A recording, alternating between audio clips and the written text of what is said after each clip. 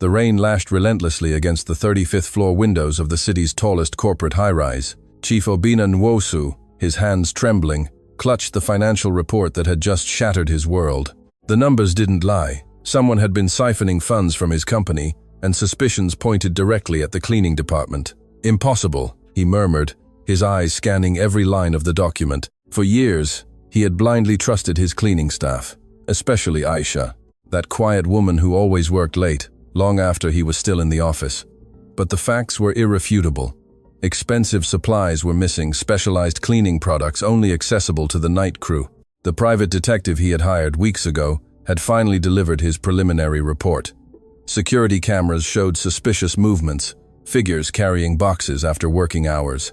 Chief Obinna felt as if his heart had been ripped out. How could the person he trusted most, the only employee who knew every private corner of his office, betray him like this? That night, as Aisha finished her cleaning routine, Chief Obinna remained hidden in his darkened office. Through the crack in the door, he watched every movement of the woman who had cleaned his space for over 3 years. Her movements were the same as always, meticulous, respectful, almost reverent, with every object she touched. But then something happened that chilled him to the bone. Aisha headed towards the supply closet with a key she definitely shouldn't possess. Chief Obinna watched as she took out several industrial cleaning products, specialized disinfectants, and other costly items, carefully placing them in a large bag. His heart broke into 1,000 pieces, confirming his worst fears. "I can't believe it," he whispered to himself, feeling the betrayal burn in his chest like acid. For years, he had been generous with his employees, paid fair wages, offered bonuses on special occasions. Why would Aisha do something like this? Why risk everything for a few cleaning products? When Aisha finished and headed for the elevator, Chief Obinna made a decision that would change everything. He wouldn't call the police. He wouldn't confront the woman immediately. He needed to understand why. He needed to know what had led her to become a thief. Silently, Chief Obinna followed Aisha to the car park. From his luxury SUV, he maintained a discreet distance as the old Danfo bus pulled away into the wet Lagos streets. His heart pounded with a mix of anger and disappointment he had never experienced. This woman had violated his trust in the vilest way possible. The bus made several stops before Aisha descended in an area Chief Obinna had never visited. It was a place where the roads were unpaved, where houses seemed cobbled together from various materials, where poverty clung to every corner. Chief Obinna kept his distance, his luxury vehicle starkly out of place in the environment. Aisha walked for another 20 minutes, carrying the bag containing the stolen products. Chief Obinna followed on foot, keeping to the shadows, feeling his anger grow with each step. Why did she need so much disinfectant? Did she have a side business selling cleaning products? The idea that he had inadvertently been funding a criminal operation turned his stomach. Finally, Aisha stopped in front of a structure that left Chief Obinna speechless. It wasn't a proper house, but a dilapidated shack with cracked walls, broken windows patched with cardboard, and a roof that had clearly seen better days. The place looked on the verge of collapsing, yet Aisha headed towards the main door as if it were her home. What kind of place is this? Chief Obinna wondered, feeling confusion gradually replace his anger. This didn't seem like the hideout of a professional thief. It looked more like the refuge of someone desperate. Aisha opened the door and disappeared inside. Chief Obinna waited a few minutes before cautiously approaching. The patched windows prevented him from seeing anything, but he could hear voices inside. Voices that left him completely paralyzed. They were children's voices. "Mama, you're here," he heard a child's voice say with joy. "Jide has been coughing all night, and Sade has a high fever." Chief Obinna felt as if he had been punched in the chest. Children. Aisha had children living in that place. His mind slowly began to process a reality he hadn't considered. The cleaning products, the specialized disinfectants. What if she wasn't stealing them to sell?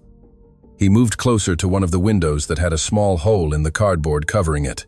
What he saw through that tiny opening changed everything he thought he knew about Aisha Musa. Inside that abandoned house, lit only by flickering lamplight, were 3 children, a teenager who seemed to be caring for 2 younger ones, one of whom was clearly sick. Aisha had taken out the cleaning products and was meticulously disinfecting every surface, every corner of that precarious dwelling. Her movements were the same as Chief Obinna had observed in his office, careful, methodical, full of a love he now completely understood. "My child, come here," he heard Aisha say to the youngest boy. "We have to treat that cough. I can't lose you too." Chief Obinna stumbled backward, feeling tears welling in his eyes. 2? What did that mean? His heart broke as he realized he had misjudged this woman. She wasn't stealing out of greed or malice. She was stealing to survive, to keep her children alive in conditions no human being should have to face. But then a child's broken voice pierced the night like a dagger. "Mama, will Papa ever come back? Will he come and help us, like he promised before he went to be with God?" The silence that followed was more devastating than any cry. Chief Obinna understood in that moment that this woman was not only fighting poverty, but also against the loss of someone very important. And while he had been worrying about cleaning products, she had been fighting an epic battle to keep her family alive. Chief Obinna remained motionless for several minutes, processing the devastating reality he had just discovered. His legs trembled as he silently moved away from the window, his mind struggling to comprehend how he had been so blind to the suffering of one of his most dedicated employees. He returned to his luxury SUV with a broken heart, but he couldn't start the engine. His hands trembled so much he couldn't insert the key. The child's words kept echoing in his head like a painful refrain. "Papa will come back someday."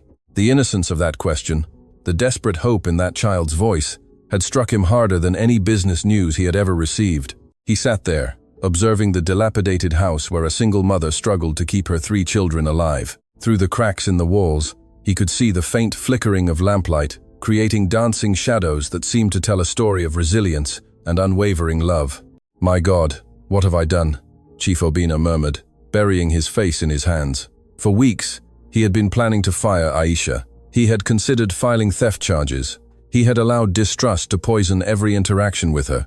And all this time, she had been using those products to create a clean and safe environment for her sick children. He then remembered all the times he had seen Aisha working late, always with a dedication he had found admirable, but which he now understood completely. Every extra minute she spent in the office meant additional money for her family, meant another opportunity to bring home the necessary resources to sustain her children. Suddenly, he heard voices coming from inside the house. It sounded like some kind of crisis was unfolding. Chief Obinna silently got out of the car and cautiously approached the window again, his heart pounding with a mix of concern and curiosity. "Mama, Jide can't breathe well," he heard a little girl's voice say, filled with panic. "He's turning very blue and making strange noises when he tries to take air." Chief Obinna saw Aisha moving frantically inside the room, carrying the youngest child while trying to calm him. The scene unfolding before his eyes was heartbreaking. A desperate mother trying to save her child with extremely limited resources. "Emeka, bring the vaporizer we made with the pot," Aisha ordered, her voice trembling but firm. "Sade, help me hold your little brother while we give him the steam. We're going to get him through this, my love. Mama won't let anything bad happen to you." Chief Obinna watched, fascinated, as this family improvised medical solutions with basic elements.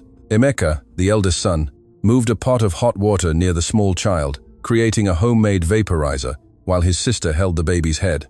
Their coordination spoke of a routine established by necessity, of siblings who had learned to care for each other in impossible circumstances. "Why does Jide get so sick, Mama?" Sade asked with that brutal honesty only children possess. "Is it because we live here? Is it because we don't have heating like my schoolmates' houses?" The silence that followed was more eloquent than any answer. Chief Obinna watched Aisha struggle to hold back tears as she continued applying the improvised steam to her youngest son's airways. The girl's question had touched a devastating truth that everyone in that family knew, but no one dared to fully verbalize. "My love," Aisha finally responded, her voice breaking, "sometimes life gives us very difficult tests, but the important thing is that we have each other, and Mama will do everything possible for you all to be well. Papa is watching over us from heaven, and he wants us to be strong." Chief Obinna felt tears begin to roll down his cheeks. The strength of this woman, her ability to maintain hope in such desperate circumstances, moved him in a way he had never experienced. All his life, he had been surrounded by luxury, by comforts, by immediate solutions to any problem. He had never faced the reality of having to choose between buying medicine for a sick child or paying for decent housing. "Mama," Emeka said with a maturity that broke Chief Obinna's heart, "tomorrow, I'm not going to school. I'll stay home to look after Jide and Sade while you work. Besides, I heard they need helpers to load boxes at the central market. Can I earn some extra money?" "No, my child," Aisha replied firmly, though her voice trembled with emotion. "Your education is the most important thing. It's the only way you can someday have a life different from mine. I won't allow you to sacrifice your future for our current situation." "But Mama, we need the money," Emeka insisted. "And besides, If Jide gets worse, someone has to be here to take him to the public hospital. You can't miss work because we need that salary. Chief Obinna realized he was witnessing a conversation that constantly repeated itself in that family. The terrible choice between immediate survival and future hope. Every day, Aisha had to choose between caring for her sick children or keeping the job that kept them alive. And her children, barely more than infants, were already taking on responsibilities that belonged to adults. "Listen to me carefully," Aisha said, pulling her 3 children into a collective embrace that Chief Obinna could clearly see through the window. "I know the situation is very difficult right now. I know you're cold, that Jide is sick, that sometimes there isn't enough food, but I promise you this will change. Mama is working very hard to get us a better place to live." "Really, Mama?" Sade asked with those bright eyes full of childlike hope. "We're going to have a house with heating, and Jide will be able to breathe better?" "Yes, my love," Aisha responded, though Chief Obinna could detect the uncertainty behind that promise. "We're going to have a real home, with rooms for everyone, with hot water, with everything you deserve." Chief Obinna felt his heart break as he realized Aisha was making promises she probably couldn't keep. With her cleaner's salary, even working overtime, it would be almost impossible for her to lift her family out of that situation. And yet, she continued to feed her children's hope, because it was the only thing that kept them united and willing to fight. It was then that he heard something that completely changed his perspective on the entire situation. "Emeka," Aisha said in a low voice, believing the younger children couldn't hear, "I need you to know something important. The job at Chief Nosu's company. Lately, I've had to take some things from the office, cleaning products, disinfectants. I know it's wrong, but with Jide so sick and no money to buy medicine." "Mama, you don't have to explain anything to me," Emeka interrupted with a wisdom that didn't match his years. "You always do what's right. If you took those things, it's because you had no other choice. Papa always said that when it comes to protecting family, a parent does whatever is necessary." Chief Obinna gasped. Aisha was confessing to her eldest son that she had been taking products from the office. But the way she did it wasn't like a criminal justifying her actions. It was like a desperate mother explaining to her child why she had to compromise her own moral values to keep them alive. "But, my child," Aisha continued with tears in her eyes, "I want you to understand that this is not what I want to teach you. Under normal circumstances, I would never take something that doesn't belong to me. Your papa was an honest, hard-working man, and he wanted you to grow up to be people of integrity. What I'm doing now is only until we find a solution." "Mama, Papa would do the same if he were here," Emeka replied, hugging his mother. "He taught us that the most important thing is to take care of family, and you are doing exactly that." Chief Obinna had to lean against the wall to keep from falling. The conversation he had just overheard had impacted him more deeply than any previous experience in his life. This woman had been tortured by the guilt of taking those products. She had been teaching her children that what she was doing was not right, but that sometimes extreme circumstances forced people to make impossible decisions. Suddenly, Jide began to cough violently, a wet, worrying sound that caused the entire family to mobilize immediately. Chief Obinna watched Aisha carry the small child, while Emeka and Sade ran to bring more hot water for the improvised vaporizer. "Jide, my love, calm down," Aisha whispered as she rocked the child. "Mama is here. Everything will be fine. Breathe slowly, just like I taught you." But Chief Obinna could see that the situation was worsening. The child's lips had a bluish tint that was definitely not normal, and his breathing was becoming increasingly labored. It was evident that he needed urgent professional medical attention. "Mama," Emeka said with growing panic in his voice, "I think we have to take him to the hospital. He's getting worse." "My child, you know we don't have money for a private hospital," Aisha replied desperately. "And at the public hospital, they'll take hours to attend to us. Besides, they'll ask many questions about where we live, about our situation." Chief Obinna realized Aisha was afraid to seek medical help, not only for financial reasons but also because she feared the authorities would discover the conditions in which she was raising her children.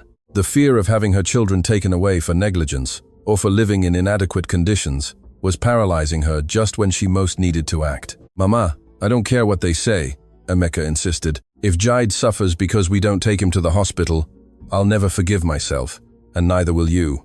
Those words were like a dagger for Chief Obinna. A 12-year-old boy was facing the real possibility of losing his younger brother due to lack of medical resources. He was watching a family tear itself apart between love, fear, and desperation. Aisha finally made a decision that showed the true magnitude of her maternal love. "You're right, my child," she said with determination, wrapping Jide in a worn blanket. Let's go to the public hospital. I don't care what we have to face afterwards. The important thing now is to save your little brother." Chief Obina watched them leave the abandoned house in the early hours of the morning. A silent procession of figures wrapped in ragged blankets, walking in the rain towards a distant bus stop. Aisha carried Jide while Emeka held Sade's hand, and all moved with that desperate urgency of those who know that every minute counts. It was at that moment that Chief Obina Nwosu made the most important decision of his life. He couldn't stand there, watching as a passive spectator, while this family fought to survive. He couldn't return to his warm, comfortable mansion, knowing that a few kilometers away, 3 innocent children were paying the price of circumstances completely beyond their control. He ran to his luxury SUV and started the engine. He had to do something. He had to help. But as he drove behind the bus carrying Aisha's family to the hospital, a question tormented him. How had he lived 45 years without realizing that this kind of suffering existed so close to him? And more importantly, what kind of man had he become if he had been able to judge a desperate mother without first trying to understand her story? The general public hospital, Storyteller, seemed a labyrinth of despair under the intermittently flickering fluorescent lights. Chief Obina arrived just a few minutes after Aisha's family, parking his luxury SUV in an area where it definitely stood out among the dilapidated vehicles and ambulances, constantly coming and going. From the main entrance, he could see Aisha running towards the emergency counter with Jide in her arms, while Emeka and Sade followed closely. The small child had worsened during the bus ride. His breathing had become so labored that even from a distance, Chief Obina could see him struggling for every breath. "Please, my son cannot breathe," he heard Aisha shout at the duty nurse, a middle-aged woman named Ngozi Okoro, who seemed to have seen too much suffering to be surprised by anything. "He's been getting worse all night, and now he's turning blue. Please, you have to help him." Nurse Ngozi Okoro looked at the child with a professional but understanding expression. However, her next words were like daggers to the heart of anyone who heard them.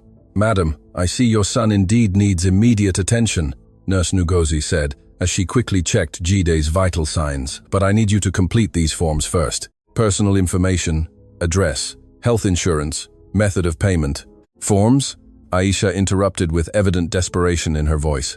"My son is very sick, and you're asking me for forms? Please, attend to him first, and then we'll complete all the papers you want." "I understand your concern, madam, but these are mandatory procedures," the nurse replied with that institutional coldness that characterizes overburdened health systems. "Without complete documentation, we cannot process his admission into the system." Chief Obina observed the scene from a discreet distance, feeling indignation grow in his chest. He was witnessing how bureaucracy could become a tragedy for those without resources. While Jide struggled to breathe, the system demanded that his mother prioritize paperwork over her son's life. "Mama, give her the papers she wants," Emeka whispered, trying to be the responsible older brother that circumstances had forced him to become. "I can look after Sade while you fill all that out." But when Aisha began to complete the forms, the cruel reality of her situation became evident. In the address field, she froze. What could she write? Abandoned shack without a number in the slum? Wouldn't that raise suspicions about her ability to care for her children? "Madam, I need a valid address," Nurse Ngozi insisted, noticing Aisha's hesitation. "It's required information for the medical record. It's just that we're in the process of moving," Aisha lied, her hands trembling as she held the pen. "Temporarily, we're staying with relatives."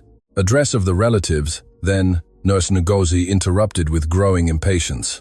There was a line of people waiting behind Aisha, and it was evident that work pressure was affecting her patience. Chief Obina saw Aisha slowly crumble. She was a proud woman who had worked all her life, who had maintained her dignity even in the most adverse circumstances. But now, with her critically ill son in her arms, she was forced to lie and humiliate herself before a system that seemed designed to exclude the most vulnerable. It was then that Jide suffered a sudden crisis. "My baby! Something is happening to my baby!" Aisha cried out as little Jide suddenly worsened and the entire room fell silent. The convulsions were terrifying to witness. Jide's tiny body contracted violently while his eyes rolled back completely white. Nurse Ngozi finally reacted with the urgency the situation deserved from the beginning. "Emergency! Code blue! I need a doctor here immediately!" she shouted as she took Jide from Aisha's arms and ran towards the treatment rooms. "Don't take my son away," Aisha sobbed, trying to follow the nurse. "Please, let me be with him. He's just a baby. He's scared." "Madam, you need to stay here while we stabilize the child," a security guard told her, blocking her path with that impersonal authority that characterizes those who enforce regulations without considering the human pain they cause. Family members cannot enter the treatment area during medical emergencies. Chief Obinna witnessed Aisha collapse emotionally. This strong woman, who had faced poverty, widowhood, and the responsibility of raising 3 children alone, finally broke down. She slumped into one of the plastic chairs in the waiting room, crying with an intensity that broke the soul of anyone who heard her. "Mama, don't cry," Sade told her with that innocent wisdom of children who have seen too much suffering. "Jide is very strong. Remember, Papa always said our family has warrior blood. Jide will be fine because he has your strength." The words of the 8-year-old girl revealed something fundamental about this family. They had lost their patriarch, but his legacy of strength lived on in each of their members. The father of these children had clearly been an important figure who had taught them values of resilience and family unity. "How did Papa die, Mama?" Emeka asked with a broken voice, taking advantage of this vulnerable moment to ask a question he had evidently been repressing for a long time. "You never told us exactly what happened." Chief Obinna moved a little closer, undetected, because he sensed he was about to hear a fundamental truth to understand this family's situation. Aisha breathed deeply before responding, wiping away tears with the back of her hand. "Your papa was a welder in construction," she began with a trembling voice. "He worked on very tall buildings, making those metal structures that hold everything up. One day, the company he worked for decided to save money on safety measures. There weren't enough harnesses. The platforms were in poor condition. He fell?" Sade asked with that brutal directness only children can express. "Yes, my love," Aisha confirmed, hugging her 2 older children. "He fell from the 18th floor because the work platform collapsed. And when we tried to get the company to take responsibility, when we asked for compensation so we could move forward, they told us it was his fault for not being careful." Chief Obinna felt his blood run cold. This family had not only lost their main provider, but had been victims of corporate negligence. A company had prioritized profits over human life, and when the consequences of that decision proved fatal, they had blamed the victim. "Is that why we couldn't stay in our old house?" Emeka asked, connecting the dots with that precocious intelligence developed by children who grow up in adversity. "Exactly, my child," Aisha responded. "Without Papa's salary, we couldn't pay the rent. The landlord kicked us out after 2 months of arrears. We lost everything, the furniture, family photos, even the toys Papa had bought for you for Christmas." The image forming in Chief Obinna's mind was devastating. This family had had a normal life, a home, stability. Everything had collapsed due to corporate greed and lack of social responsibility. Aisha had gone from being the wife of a respected worker to becoming a single mother struggling to keep her children alive in an abandoned shack. "But Mama," Sade said with that unbreakable hope of childhood, "you always say Papa is watching over us from heaven. Do you think he's helping Jide right now?" "Of course, my love," Aisha replied, finding strength in the faith that had kept her family united. "Papa would never abandon us. He's talking to the doctors right now, telling them exactly how to cure Jide."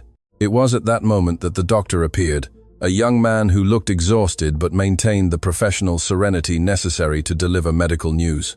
Chief Obinna approached close enough to hear everything he had to say. "Morales family?" the doctor asked, consulting his clipboard. "Yes, I'm the mother," Aisha responded, standing up immediately. "How is my son? Will he be okay?" "Your son, Jide, has a severe respiratory infection, complicated by malnutrition and prolonged exposure to adverse environmental conditions," the doctor explained with medical terminology that sounded terrifying to untrained ears. "The convulsions were caused by lack of oxygen due to airway obstruction." "What does that mean in simple words, Doctor?" Emeka asked, again assuming that adult role that didn't belong to his 12 years. "It means that your little brother is very sick because he has been breathing polluted air and has not received adequate nutrition to keep his immune system strong," the doctor explained, showing an empathy that contrasted with the bureaucratic coldness of other hospital staff. "He needs immediate hospitalization, intravenous antibiotics, and intensive care for at least a week." The silence that followed was more eloquent than any cry. Chief Obinna watched Aisha slowly process the implications of those words. Hospitalization meant expenses she could never cover. Intensive treatment meant she would have to miss work, losing the only income that kept her family alive. "Doctor," Aisha said with a trembling voice, "how much will all that cost?" "Madam, right now the important thing is to save your son's life," the doctor replied, skillfully evading the financial question. "The economic aspects can be discussed later with the billing department."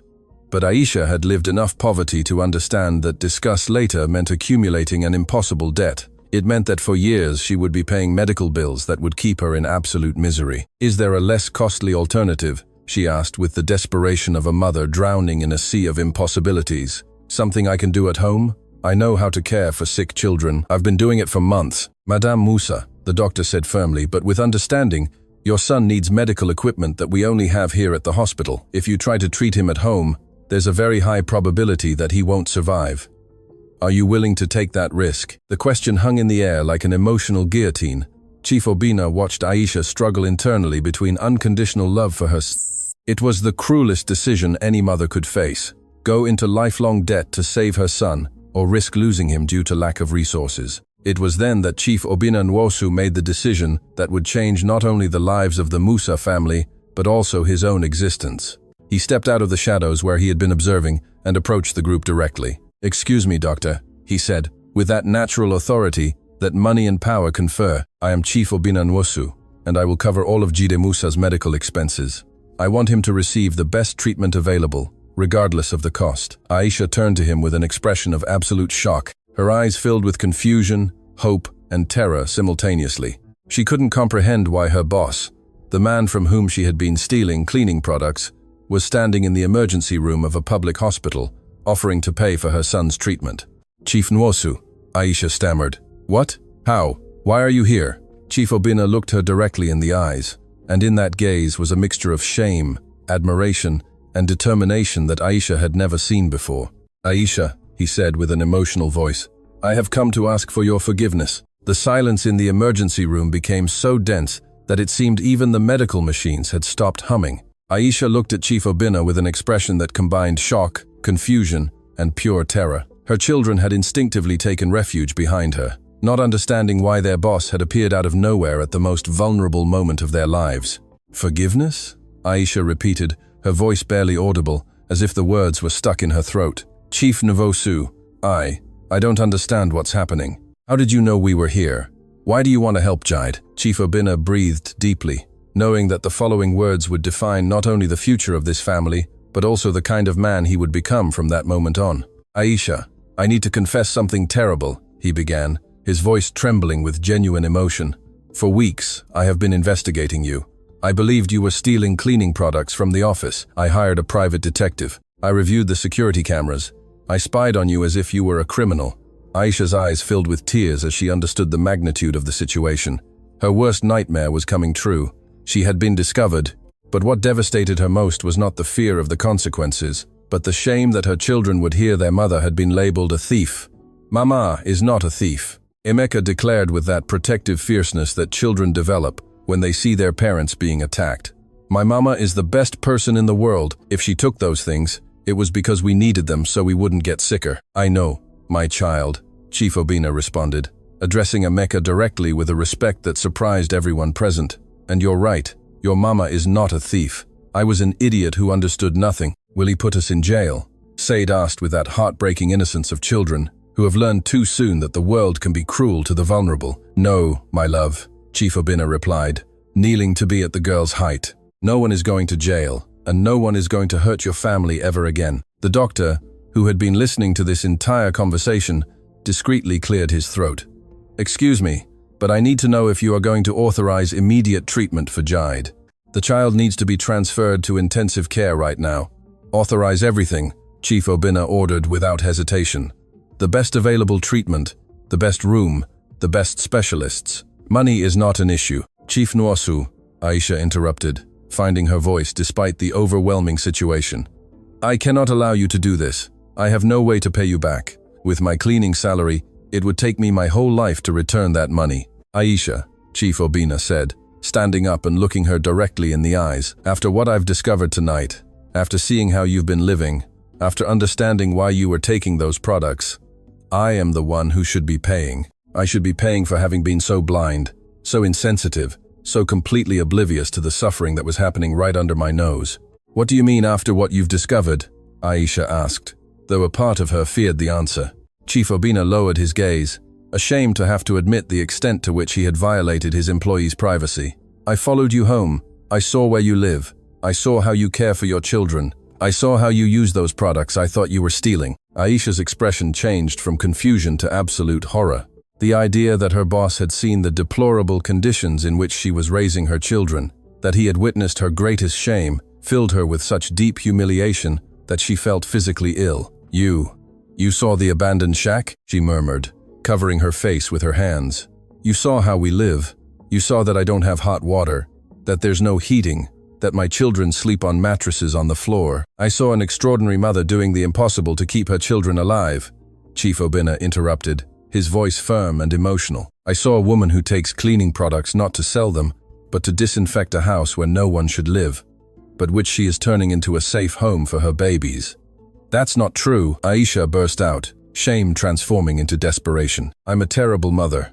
My children are living like animals because of me. Jide is here because I couldn't give him a decent home where he could breathe clean air. Don't say that, Emeka cried, hugging his mother with an intensity that surprised everyone. You are the best mama in the world. Papa always said you were stronger than 100 men put together. Emeka is right, Sade added, joining the family embrace. Mama, you give us love every day. You make us feel safe. You teach us to be good. That's more important than having a nice house. Chief Obinna observed this scene of unconditional love and realized he was witnessing something that he, despite all his wealth, had never experienced. These children did not love their mother despite poverty. They loved her precisely because she had sacrificed everything, even her dignity, to protect them. Aisha, Chief Obinna said with an emotion he had never allowed others to see. Do you know what moment impacted me the most from everything I saw last night? Aisha looked up, unable to imagine what aspect of her misery had been most memorable for her boss. It was when I heard Jide asking if Papa was going to come back from heaven, Chief Obinna continued, his voice breaking slightly. And then, when I saw you confessing to Emeka that you had taken those things from the office, I saw a woman tortured by guilt, teaching her children that what she was doing was wrong, but that sometimes extreme circumstances force us to compromise our values. Because it is wrong, Aisha murmured. Stealing is wrong, no matter the reason. You weren't stealing, Chief Obinna exclaimed with a passion that surprised even the doctor, who had been listening to the entire conversation with growing fascination. You were taking disinfectant to clean your sick children's home. You were using cleaning products to create the most hygienic environment possible under impossible conditions. But they didn't belong to me, Aisha insisted, clinging to that moral integrity that had been her guide throughout the crisis. You're right, Chief Obinna admitted.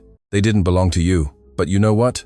They belong to me, and if I had been a better boss, a better human being, I would have seen that one of my most dedicated employees was struggling to survive. I would have noticed that you arrived early and left late, not out of ambition, but out of economic desperation. The doctor finally intervened with renewed urgency. Excuse me, but we really need to transfer Jide immediately. His oxygen levels are dropping again. Go, doctor, Chief Obinna ordered. Do whatever is necessary. I want medical reports every hour. As a gurney took Jide towards intensive care, Aisha collapsed into a chair, overwhelmed by the emotional intensity of the situation. Her two older children huddled beside her, forming that unbreakable family unit that had been their strength during the most difficult months. Chief Nwosu, Aisha said after several minutes of silence, there's something you need to know, something about why we ended up living in that abandoned shack. Chief Obinna sat opposite her, preparing to hear more details of a story that had already deeply impacted him. My husband, the father of my children, was called Dauda, Aisha began, her voice acquiring that nostalgic quality people have when speaking of lost loved ones.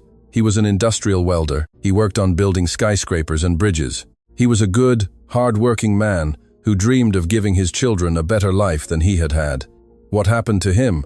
Chief Obinna asked, though he sensed the answer would be painful. He was working on the construction of the new Eco Towers complex, Aisha continued, unaware of the impact those words would have on Chief Obinna. The construction company had decided to save money on safety equipment. The harnesses were in poor condition. The platforms did not comply with regulations, but they pressured the workers to finish quickly. Chief Obinna felt his blood run cold. Eco Towers complex was a project he knew very well. It had been one of his company's most lucrative contracts in recent years. Dauda fell from the 18th floor because the work platform collapsed, Aisha continued, now openly weeping. When I tried to hold the company responsible, they told me it had been his negligence for not properly checking his equipment. They denied me any compensation and threatened to sue me if I kept insisting. What company was it? Chief Obinna asked, though a part of him already knew the answer. and desperately hoped he was wrong. Nwosu Holdings Construction Division, Aisha replied. Nwosu Holdings, the same company where I work now, cleaning the offices of the man whose company killed my husband. The silence that followed was so absolute that one could hear the hum of the hospital's fluorescent lights. Chief Obinna felt as if the ground had opened beneath his feet. For years, Aisha had been working for him, cleaning his office, knowing every detail of his professional life, while guarding the most devastating secret possible. Did you know who I was when you applied for the job? Chief Obinna asked, his voice barely audible. Of course, I knew. Aisha responded with a calm that contrasted dramatically with the emotional storm in her eyes. I knew exactly who you were, the owner of the company that had killed my husband and then financially destroyed my life. Why? Chief Obinna asked, completely overwhelmed. Why did you come to work for me? Why didn't you confront me? Why didn't you seek revenge? Aisha looked at her two children, who had been listening to this revelation with expressions of growing shock and confusion. Because I needed the job, she replied simply, because my children needed to eat. Because revenge wouldn't bring Dauda back to life, nor would it pay our bills. And because Dauda always taught me that hatred only poisons those who feel it. But I am responsible for your husband's death, Chief Obinna stammered, tears streaming freely down his face. My company, my cost-cutting decisions, my pressure to deliver projects quickly. Yes, Aisha confirmed with a serenity that was more devastating than any cry of anger. You are responsible, but hating you wouldn't feed my children. Working for you, yes. In that moment, Chief Obinna Nwosu understood that he had been in the presence of a human greatness he could never achieve, no matter how much money he accumulated or how much power he obtained. This woman had found the strength to work for the man responsible for her tragedy. She had maintained her professionalism and integrity while cleaning the office of the one who had destroyed her family. Aisha, he finally said, there are no words to express how sorry I am. There is no way to compensate for what my negligence caused your family. But I swear on the lives of my own children that I will dedicate the rest of my existence to mending this error. What does that mean exactly? Emeka asked with that natural distrust developed by children who have seen adults make promises they don't keep. Chief Obinna looked at the 1-2-year-old boy who had assumed adult responsibilities too soon and made the most important decision of his corporate life. It means that your family will never again suffer hardship, he declared, with a determination that surprised even himself. It means you will have a decent home, full education, guaranteed medical care, and everything your father wanted to give you when he worked on my projects. Why should we trust you? Sade asked, with that direct honesty of children. You already hurt us once. Chief Obinna knelt again to be at the height of the 8-year-old girl who had just asked him the most important question of his life. Why? He responded with an emotional voice. Your family has taught me tonight what it truly means to be human, and because I will never again allow my ignorance to cause so much suffering. The next few hours at the hospital passed like an emotional roller coaster that no one in that waiting room would ever forget. Chief Obinna had remained there all morning, cancelling important meetings, ignoring urgent calls from his company, completely absorbed in a reality he had never considered, the suffering of the people who worked for him. Every 30 minutes, nurses came out with updates on Jide. The small child had been connected to multiple machines, his tiny body fighting an infection that had progressed more than initially thought. The doctors had explained that weeks of living in unsanitary conditions had severely compromised his immune system. Mama, will Jide die? Sade asked with that childish bluntness that cuts like a knife after seeing another doctor leave with a worried expression. No, my love, Aisha replied, though Chief Obinna could detect the uncertainty behind those words. Jide is strong like his papa. He will pull through. Chief Obinna watched this family face the possibility of another devastating loss. They had already lost Dauda. They had lost their home, their economic stability, their social dignity. The idea that they might also lose Jide was simply unbearable to contemplate. Chief Nwosu, Emeka said suddenly, breaking the tense silence that had settled in the waiting room. Can I ask you a question? Of course, Chief Obinna replied, surprised by the seriousness in the boy's voice. Do you have children? The question hit Chief Obinna like a punch to the stomach. Yes, he had children. 2 teenagers who lived in a mansion, who attended expensive private schools, who had never faced a single real difficulty in their privileged lives. Children who knew him more as a provider of money than as a present father. Yes, he admitted in a low voice. I have 2 children. Chidi is 16 and Amara is 14. Do they know where you are now? Emeka continued with that emotional intelligence developed by children who have seen too much. No, Chief Obinna confessed, realizing he hadn't even thought about contacting his own family to explain his absence. They probably think I'm in a business meeting or traveling for work. As always, Sada repeated with genuine curiosity. Chief Obinna realized that these children, who had tragically lost their father, could not comprehend how someone could have living, healthy children, but choose to be absent from their lives. For them, who valued every family moment as a treasure, the idea of a father who prioritized work over family was completely incomprehensible. My children are used to Papa not being home, Chief Obinna explained, feeling growing shame as he verbalized this reality. I've always thought my responsibility was to earn money to give them everything they needed. Big houses, expensive cars, holidays in Europe. But do you hug them? Sade asked with that simplicity that goes straight to the heart of important matters. Hug them? Chief Obinna repeated as if the question were in a foreign language. Yes, the girl insisted. We hug Mama every day, many times a day, especially when she's sad or worried.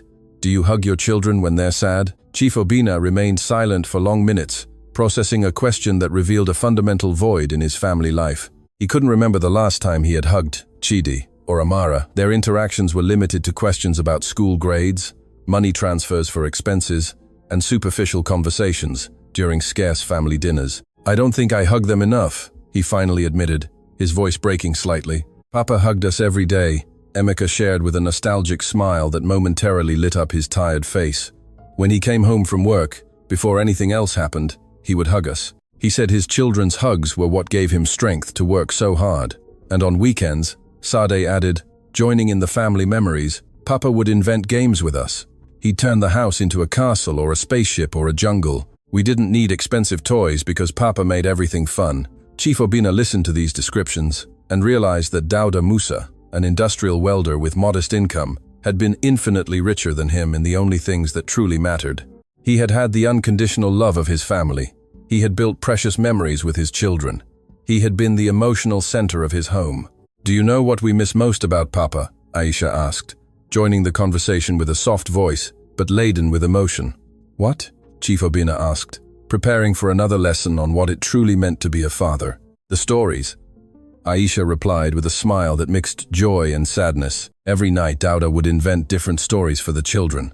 Stories where they were the heroes, where they overcame obstacles, where they learned important lessons about being good people. He made them up? Chief Obinna asked, fascinated by a concept he had never considered. Completely, Emeka confirmed. Papa said the best stories were the ones that came from the heart, not from books. He told us adventures where Jaid was a superhero who could fly, where Sade was a princess who saved kingdoms, where I was an explorer who discovered new worlds. And always, Sade added with growing enthusiasm, at the end of every story, Papa would tell us that in real life, we were even more special than in the stories, because we were his real children.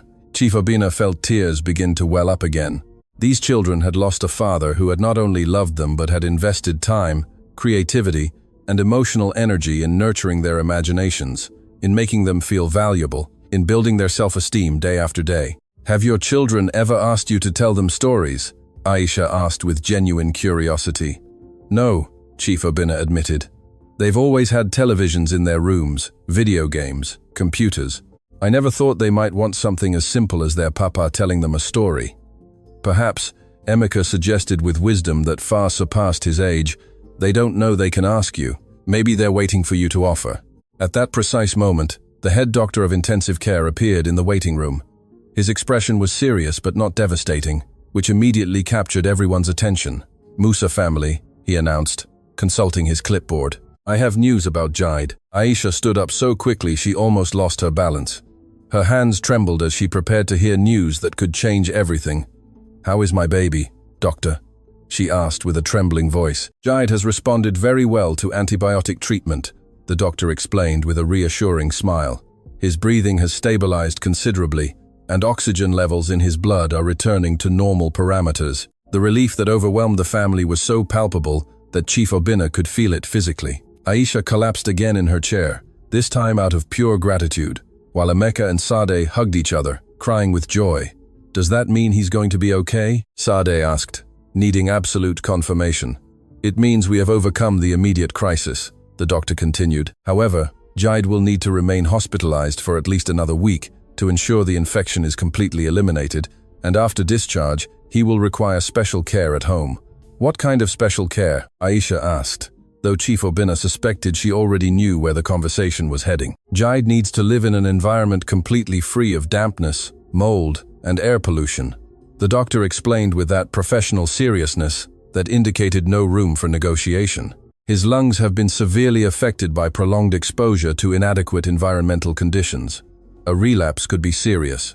The silence that followed was devastating. Everyone in that room knew that the abandoned shack where the Musa family lived did not remotely meet those medical requirements. In fact, it was exactly the kind of environment that could put Jide at risk if he returned there. "Doctor," Chief Obinna said, standing up with determination, "what kind of housing would be ideal for Jide's recovery? A house with adequate heating and ventilation systems, no dampness issues, preferably with air purifiers, and definitely no exposure to mold or deteriorated building materials," the doctor replied, basically describing the exact opposite of where the family lived. "Understood," Chief Obinna said firmly. "That will be no problem." "Chief Nwosu," Aisha interrupted, immediately understanding the implications of those words. "I cannot allow you to do more than you already have. The hospital, the medications, it's already too much." "Aisha," Chief Obinna responded, looking her directly in the eyes, "your son almost suffered because my corporate negligence killed his father and forced you to live in conditions no human being should face. It's not charity I'm offering, it's justice." "But a house like the doctor describes must cost a fortune," Aisha protested. "I cannot accept something like that from you." "Why not?" Said asked with that simple logic of children.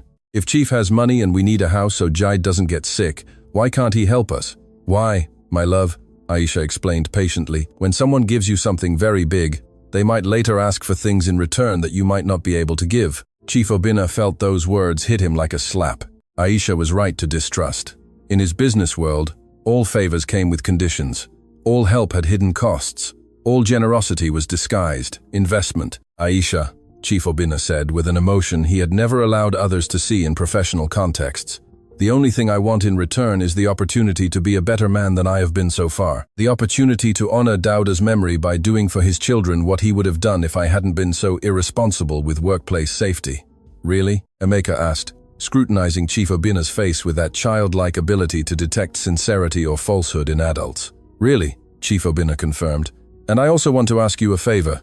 "What favor?" Sade asked with curiosity. "I want you to teach me how to be the kind of father Dauda was," Chief Obinna said, his voice breaking with emotion. "I want to learn to tell stories to my children, to hug them when they're sad, to make them feel more important than any business meeting." "Seriously?" Aisha asked, surprised by a request she could never have anticipated.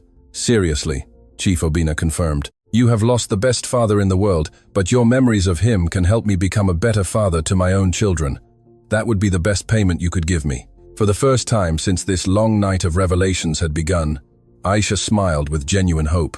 "I believe," she finally said, "that Dauda would be very proud to know that his legacy will help another family find themselves." 3 days after the promise made in the hospital, Chief Obinna Nwosu stood in front of a beautiful 2-story house in the Garden Estate residential area, holding the keys in one hand and a purchase contract in the other.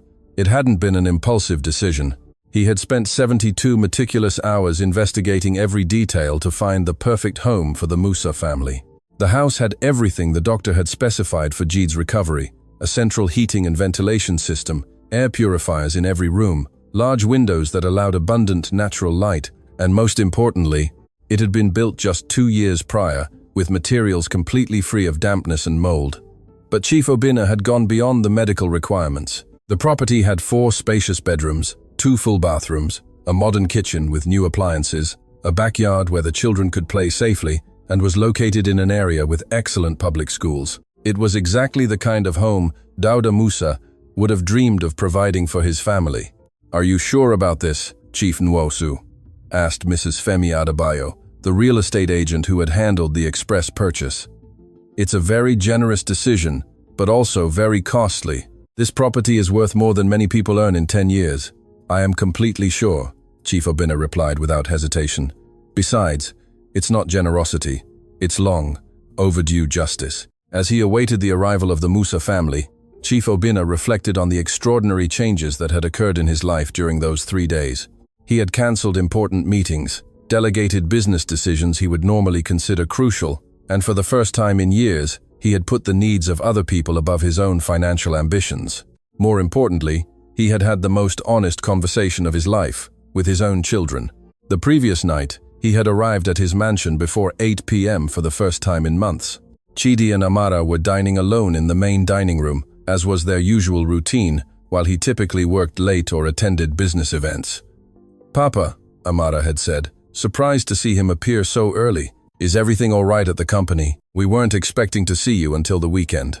Those words had broken his heart. His own children were surprised to see him home during the week, as if his paternal presence were an extraordinary event that only occurred occasionally. "I need to tell you something very important," he had told them, sitting with them for the first time in months, "and I need to apologize for the kind of father I have been until now."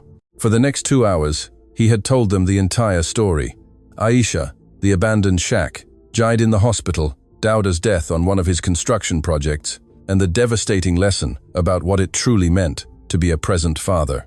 "Papa," Chidi had said with a maturity that surprised him, "we know you work hard to give us a good life. We've never felt like you didn't love us, but," Amara had added with that direct honesty she inherited from her mother, "we have felt that you don't really know us, as if you knew we existed but didn't know who we are." Those words had been more impactful than any business criticism he had received. His children didn't blame him for working so much, but they recognized that he had missed the opportunity to know them as individual people, with dreams, fears, unique personalities. "What can we do to change that?" he had asked them, genuinely interested in hearing their ideas. "Well," Amara had responded after thinking carefully, "you could start by asking us how our day was when you get home, not just if we did our homework or got good grades. And maybe," Chidi had added, "you could tell us stories about when you were a child. We never know anything about how you grew up, what you liked to do, how you met Mama."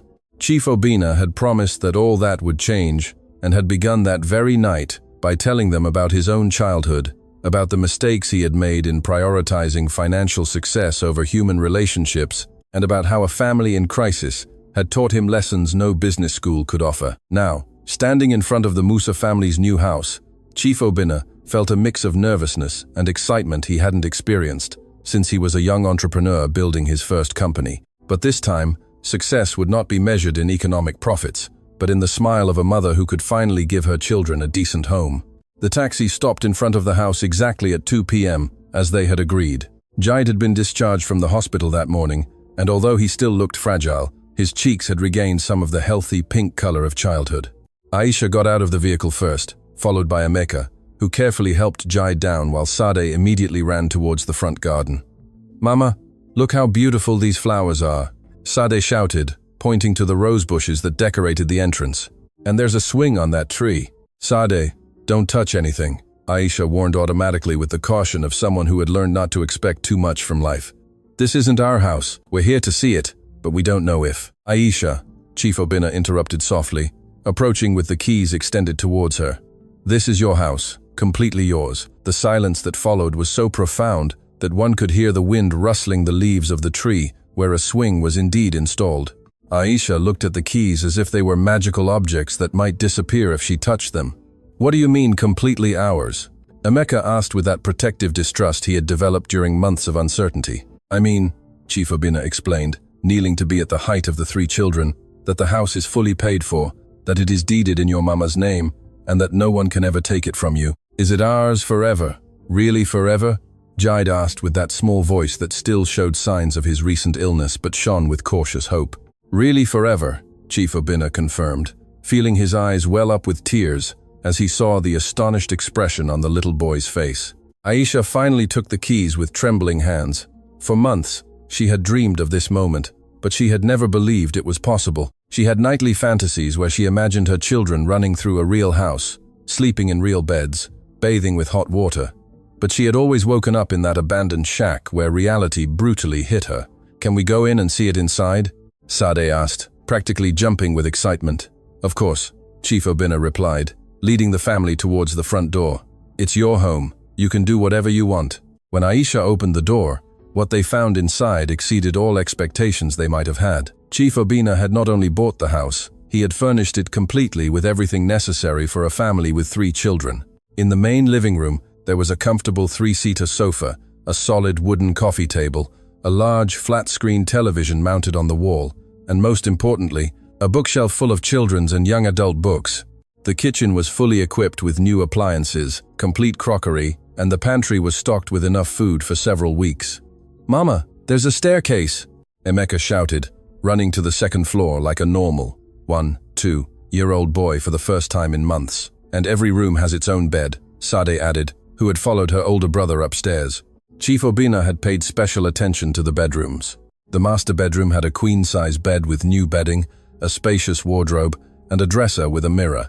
The children's rooms were decorated appropriately for their ages.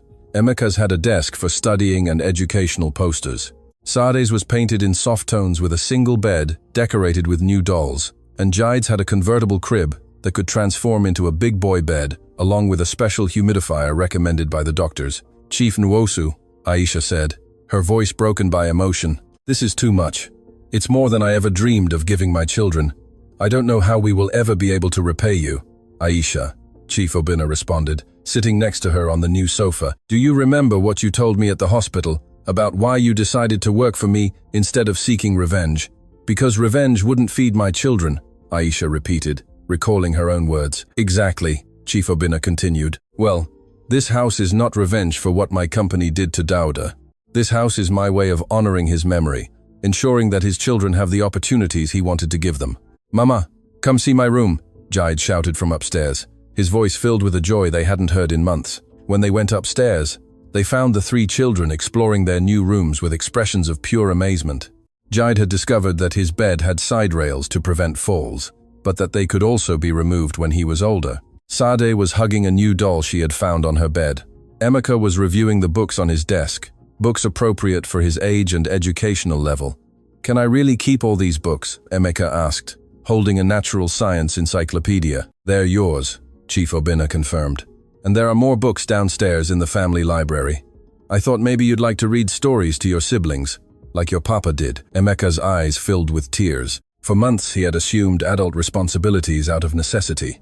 But now he was being offered the opportunity to be an older brother under normal circumstances, to care for Jaid and Sade out of love instead of desperation. "Chief Nwosu," Emeka said with a seriousness that moved him, "can I ask you something?" "Of course. Do your children know what you are doing for us?" The question surprised Chief Obinna because it revealed that Emeka had been thinking not only about his own family, but about how these actions could affect other people. "Yes," Chief Obinna replied. "I told them your whole story, and they know that you have taught me very important lessons about what it means to be a family." "What kind of lessons?" Said asked, joining the conversation with that natural curiosity of children. "They taught me that hugging children is more important than buying them expensive things," Chief Obinna explained. "They taught me that telling stories at home is more valuable than working late. They taught me that knowing my children's dreams is more important than making more money." "Are you going to start hugging your children more?" Jaid asked with that direct innocence only small children possess. "I already started," Chief Obinna confirmed with a genuine smile. "Last night I hugged Chidi and Amara for the first time in months. And do you know what I discovered?" "What?" the three children asked in unison. "That they also needed those hugs, but they didn't know how to ask me for them." Aisha, who had been listening to this conversation while exploring the master bathroom with its new shower and hot water, approached the group with tears streaming down her cheeks. "Chief Nwosu," she said with a voice full of emotion, "Dauda would be very proud to know that his story is helping another family find themselves." "Do you really believe that?" Chief Obinna asked, genuinely needing that confirmation. "Completely," Aisha responded without hesitation.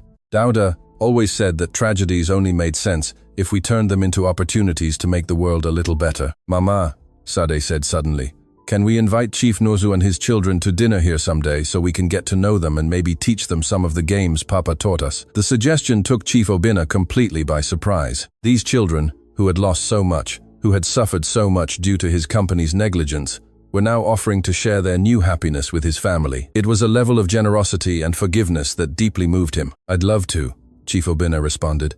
"And I'm sure Chidi and Amara would also love to meet you. Can we show them how Papa taught us to make little plays?" Sade exclaimed with growing enthusiasm. "And Emeka can tell them some of the stories Papa used to invent for us. And Jaid can teach him his favorite songs," Emeka added, carrying his younger brother with that protective tenderness he had developed during the difficult months. Chief Obinna observed this spontaneous planning of a family reunion and realized he was witnessing something extraordinary. These children were not thinking in terms of us versus them or poor versus rich. They were simply thinking in terms of families who can help each other be happier. "There's one more thing I want to show you," Chief Obinna said, leading the family towards the master bedroom window overlooking the backyard. In the yard, there was something that had taken days of special planning. A small raised garden bed with rich soil, gardening tools appropriate for children, and seeds of vegetables and herbs that the family could grow together. Dauda always wanted to teach his children to grow their own food, Chief Obinna explained.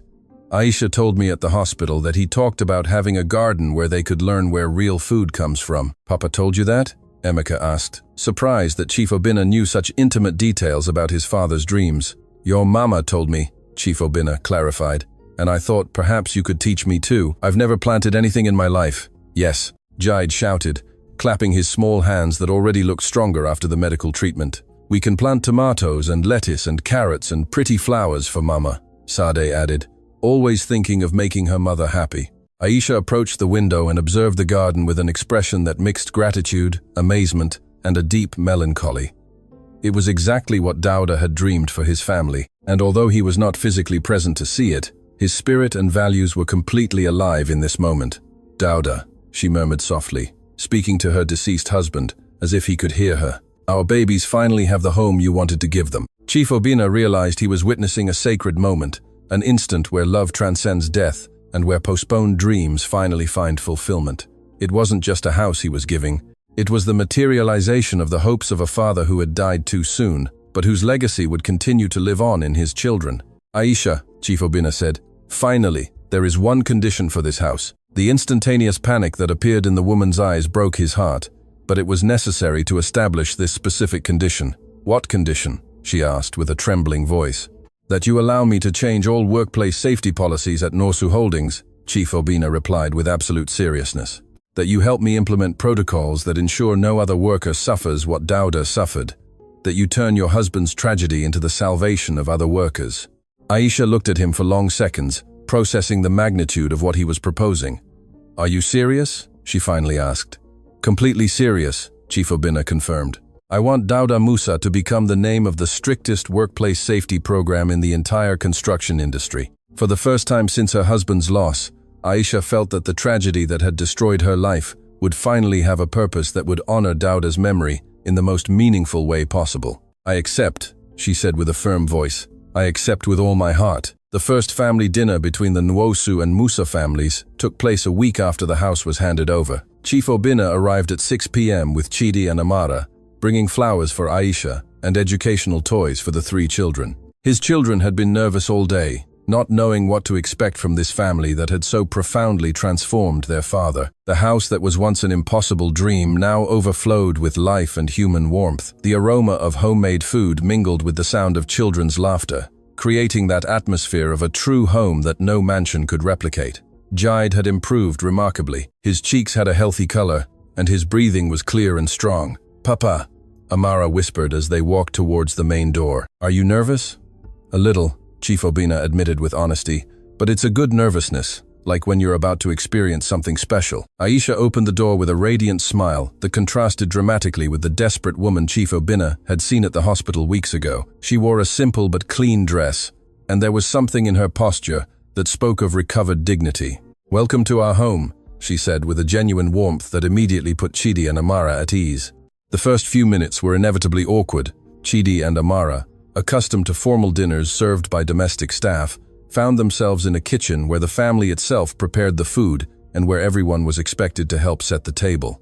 "Do you need help with anything?" Chidi asked, not knowing exactly how to offer assistance in an environment so different from his usual experience. "Of course," Emeka responded with enthusiasm. "Can you help me carry the plates to the table? In our family, everyone helps with everything." Amara watched fascinated as Sade helped Jaid wash his hands before eating, as Emeka checked that everything was ready, as Aisha coordinated the activities with an efficiency born of love rather than rigidity. It was a completely new type of family dynamic for her. The dinner consisted of simple dishes, but carefully prepared. Chicken, stew, rice, beans, fresh salad from the garden they had started to cultivate, and homemade flatbreads. There was nothing luxurious, but every bite had a flavor that spoke of time invested, attention paid, of food prepared as an act of love. "In our family," Aisha explained, As she served the dishes, "We have a tradition for dinners. Each person shares something good that happened to them during the day and something they are grateful for." "Something good and something to be grateful for?" Amara repeated as if it were a completely foreign concept. "Yes," Jide confirmed with that contagious joy of small children. "I always start because I'm the youngest. Something good that happened to me today was that I could run in the garden without getting tired, and I'm grateful because my chest doesn't hurt when I breathe anymore." The simplicity and depth of those words impacted Chidi and Amara. This 5-year-old boy, who had been on the verge of serious illness weeks ago, found joy in being able to breathe normally and run without pain.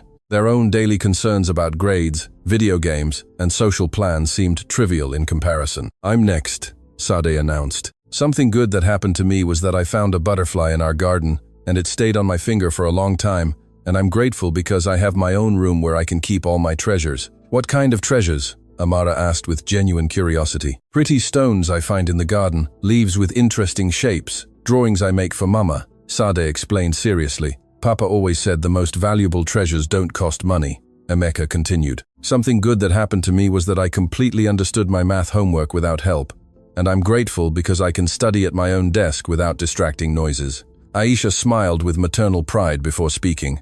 "Something good that happened to me today was seeing Jide playing happily in the garden, and I'm grateful because my children have a safe home where they can grow and dream."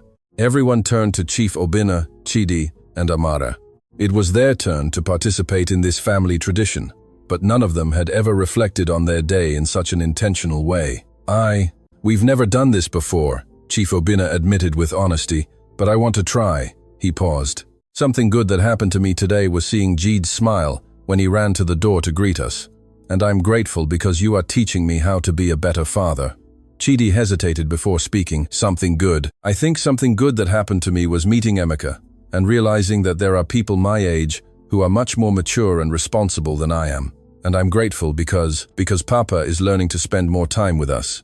Amara was last. "Something good that happened to me was seeing how Sade takes care of Jide. It made me think about how I can be a better older sister, and I'm grateful because this family is showing me what it really means to love each other." The silence that followed was filled with warmth and connection. It was evident that something fundamental had begun to change in the dynamics of both families. "Now," Emeka announced with enthusiasm, "it's story time." For the next hour, the Musa children shared the stories Dauda used to tell them, but with a special twist. They invited Chidi and Amara to be characters in the adventures.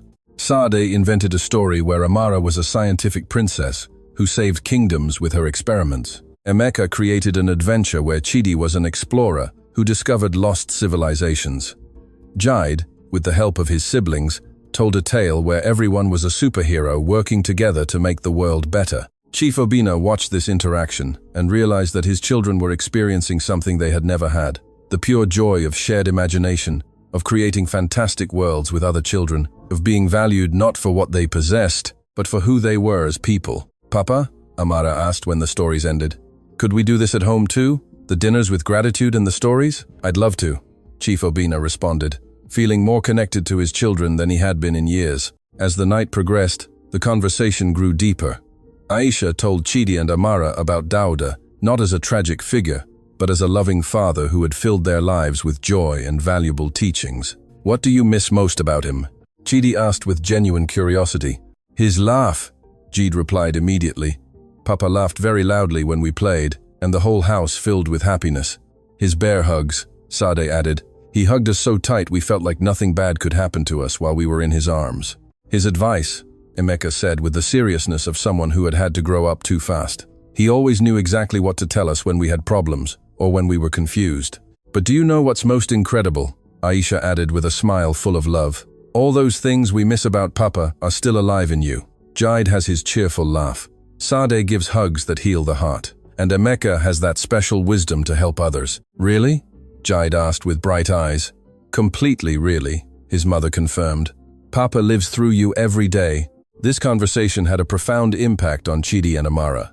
They realized that they had been taking their father's presence for granted, without appreciating the opportunities to create memories and meaningful connections while it was still possible. "Papa," Chidi said later that night on the way home, "we could start doing things together on weekends. Not expensive things, but things like Emeka's papa used to do with them." What kind of things do you have in mind? Chief Obinna asked, excited by this initiative from his son. Maybe we could learn to cook together, Amara suggested, or do projects in the garden, or just sit and talk without the television or phones. That sounds perfect, Chief Obinna responded, feeling his heart fill with a happiness that no business success had been able to provide him. 3 weeks later, Chief Obinna was in his office, but this time not working late.